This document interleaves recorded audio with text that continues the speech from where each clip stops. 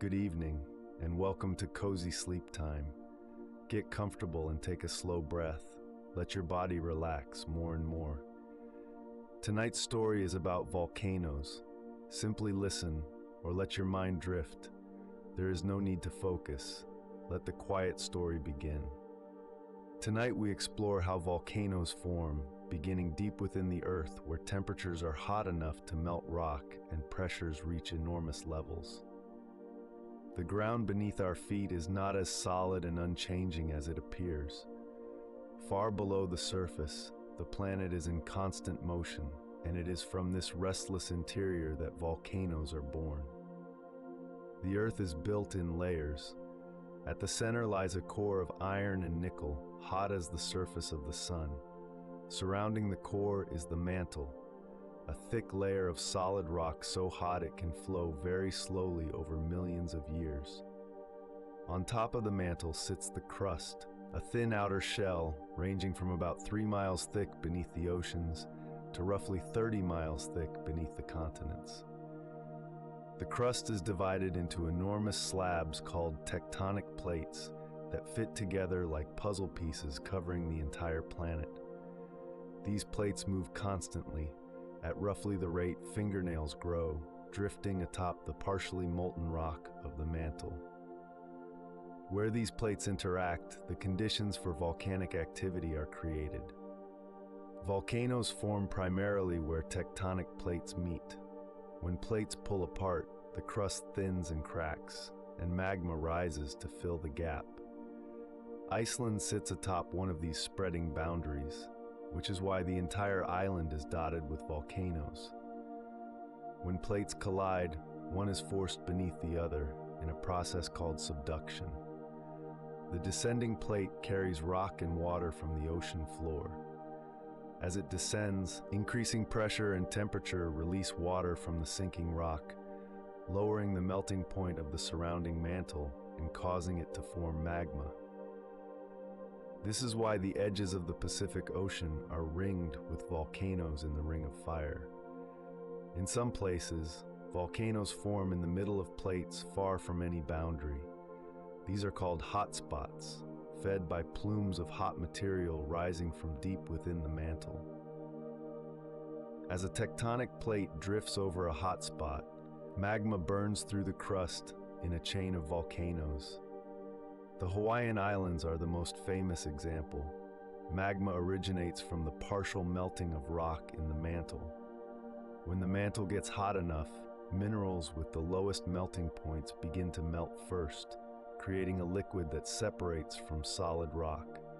This magma is less dense than the rock around it, so it begins to rise.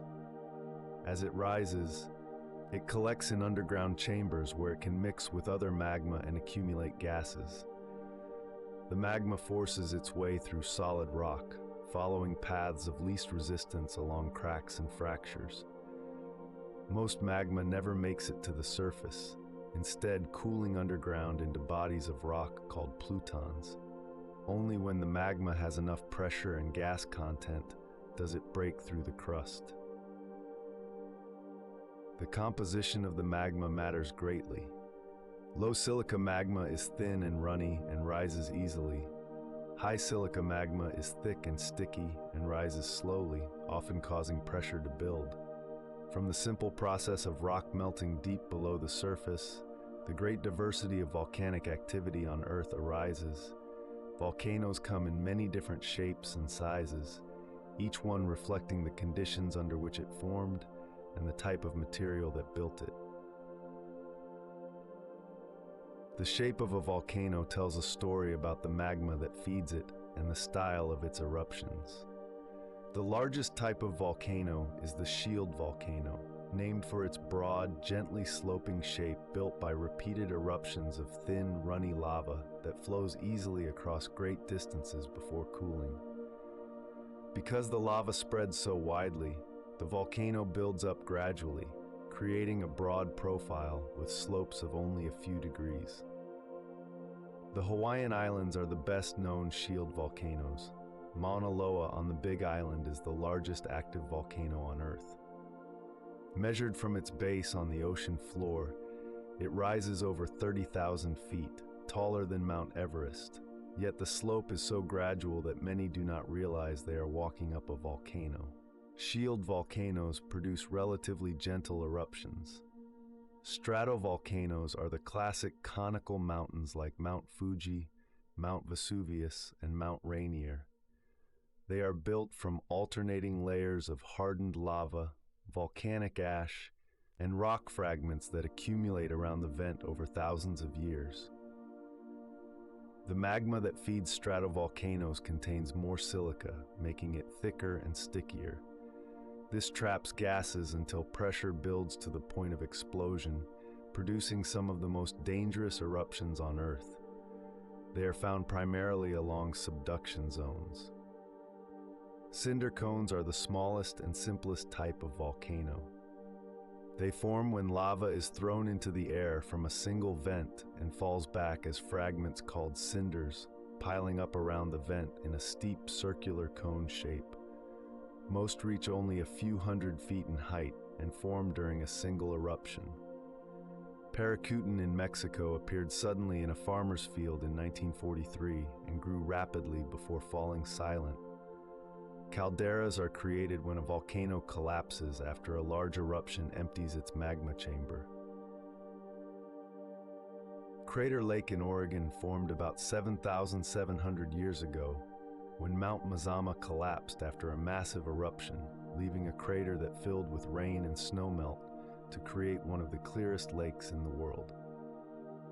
The Yellowstone caldera is much larger, spanning an area larger than some states. Lava domes form when thick, sticky lava squeezes out of a vent and piles up in a rounded mound. These domes grow slowly and are often unstable.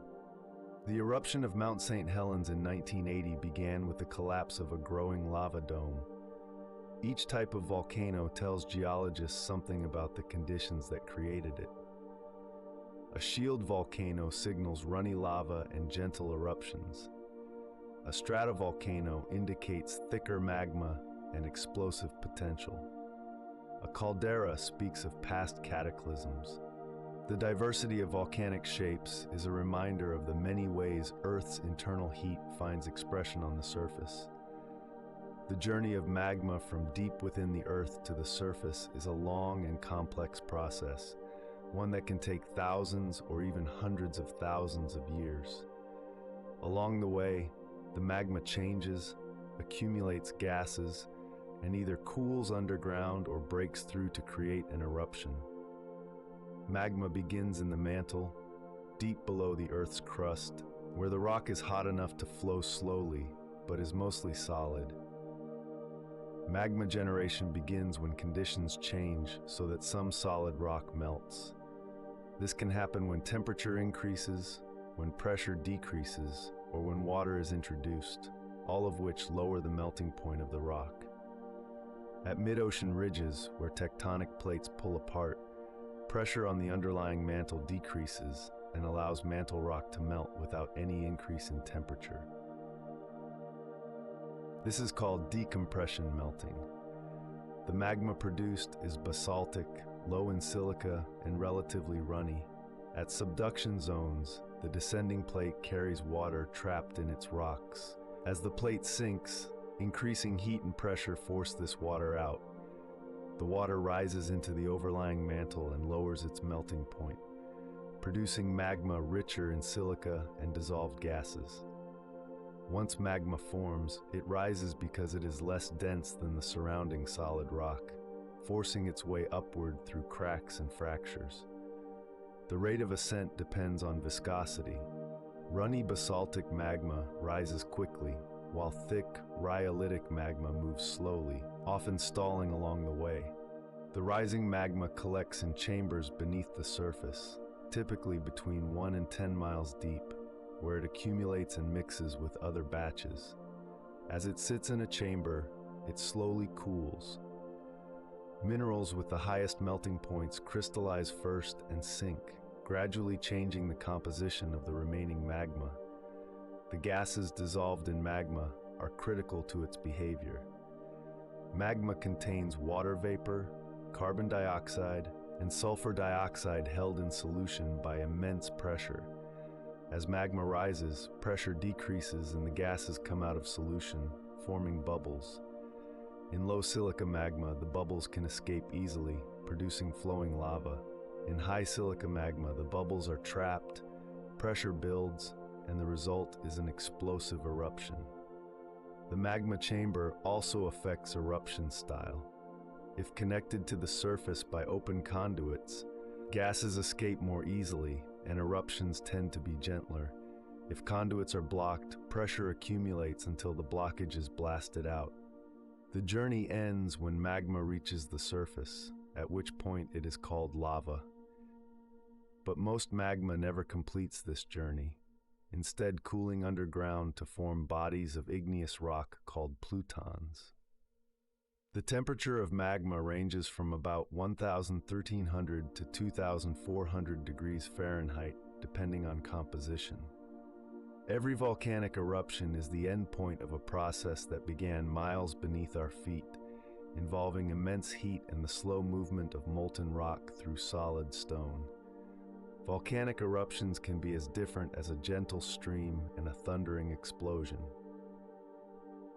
Some volcanoes produce rivers of glowing lava that flow slowly down their slopes, while others blast clouds of ash and rock high into the atmosphere. The difference comes down to the properties of the magma and the gases it contains. Gentle eruptions are called effusive eruptions. They occur when magma with low silica content reaches the surface. This magma is thin and runny and allows gases to escape easily. The magma flows out of the vent as lava, traveling many miles from the volcano and covering vast areas with new rock. The lava comes in different forms. Pahoho is smooth and ropey, forming when hot fluid lava moves across the ground, with its surface folding and wrinkling as the outer skin cools. A is rough and jagged, forming when lava cools enough to become more viscous. Explosive eruptions occur when magma with high silica content reaches the surface. This magma is thick and sticky and traps gases trying to escape. As the magma rises and pressure decreases, the gases form bubbles, but they cannot rise through the viscous liquid. Pressure builds until the magma shatters in a violent explosion. Instead of flowing lava, these eruptions produce volcanic ash, lapilli, and volcanic bombs. The finest ash can circle the globe. Pyroclastic flows are superheated clouds of gas, ash, and rock fragments that sweep down the volcano's slopes at speeds exceeding 100 miles per hour. The temperature inside can reach 1,000 degrees Fahrenheit. They move much faster than lava flows and can travel across water and over ridges. Between the extremes lies a spectrum of activity. Strombolian eruptions produce regular bursts of glowing lava every few minutes. Volcanian eruptions are more violent, with thick magma producing dense clouds of ash and rock fragments. The most violent type is the Plinian eruption, named after Pliny the Younger, producing enormous columns of ash and gas that rise more than 20 miles into the atmosphere. The 1980 eruption of Mount St. Helens and the 1991 eruption of Mount Pinatubo were both Plinian events. The amount of gas dissolved in magma is a key factor. Magma with high gas content has more explosive potential. Water vapor is the most abundant gas, but carbon dioxide and sulfur dioxide also play important roles. When magma rises quickly, gases have less time to escape, increasing the likelihood of explosion. The style of eruption can change over time at a single volcano as its magma composition changes. Mount Fuji has produced both gentle lava flows and explosive ash eruptions in its history. This variability makes volcanoes difficult to predict and reminds us that each eruption is unique. Volcanoes are often thought of as forces of destruction, but over longer timescales, volcanic activity is one of the most creative forces on Earth. Volcanoes build new land, create fertile soils and support unique ecosystems. The most visible way volcanoes create new land is by building islands. The Hawaiian Islands rose from the ocean floor over millions of years as the Pacific Plate drifted across a hotspot. Each island began as a submarine volcano that grew eruption after eruption until it broke the surface. Loihi, a submarine volcano off the coast of the Big Island, is building toward the surface and will eventually become the newest Hawaiian island. When new volcanic land is born, it is completely barren. Fresh lava and ash contain no organic matter. The first organisms to appear are often lichens, which secrete acids that slowly break down the rock and begin soil formation. Mosses follow, trapping dust and organic particles. Over time, seeds carried by wind or birds take root in the developing soil. The ecosystems that develop on volcanic landscapes are often unique. The Hawaiian Islands have an extraordinarily high number of species found nowhere else on Earth. Many descended from colonizing species that adapted to local conditions over millions of years. The silversword plant, which grows only on the high slopes of Hawaiian volcanoes, had ancestors whose seeds traveled thousands of miles across the ocean. Volcanic soils are among the most fertile on Earth. Ash and lava weather over time and release minerals and nutrients. The soils are particularly rich in potassium, phosphorus, and trace elements. The slopes of Mount Vesuvius have supported dense populations for thousands of years because of their fertility. The island of Java is one of the most densely populated places on Earth, sustained largely by volcanic soils. This fertility comes at a cost. The same volcanoes that enrich the soil can destroy everything on them when they erupt. Farmers in volcanic regions accept this risk, knowing the long-term benefits outweigh the occasional catastrophe. Volcanic landscapes also support unique ocean ecosystems. Hydrothermal vents on the ocean floor host communities of giant tube worms, clams, and shrimp, sustained by bacteria that convert chemicals from the vents into energy, operating entirely without sunlight. Volcanic ash that falls into the ocean fertilizes phytoplankton, which produce much of the oxygen we breathe. Volcanic landscapes influence human civilization in other ways.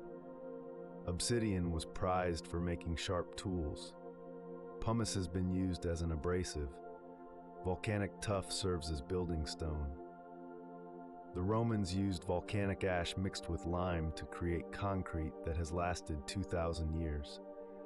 An eruption can devastate a forest, but the same area will eventually support new growth on fresh soil. This cycle of destruction and renewal has been part of Earth's history for billions of years. The shapes that volcanoes leave behind are among the most dramatic features on Earth. Mountains that rise miles into the sky, islands that emerge from the ocean, vast depressions called calderas, and many other landforms all owe their existence to volcanic activity.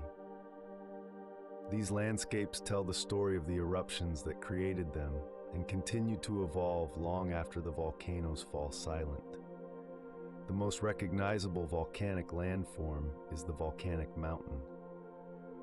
Stratovolcanoes like Mount Fuji, Mount Rainier, and Mount Kilimanjaro are among the most iconic mountains in the world. Their steep, symmetrical cones are built from thousands of years of alternating lava flows and ash deposits. These mountains often have a crater at the summit surrounding the vent. Shield volcanoes produce a very different kind of mountain. Instead of steep cones, they create broad, gently sloping domes covering enormous areas.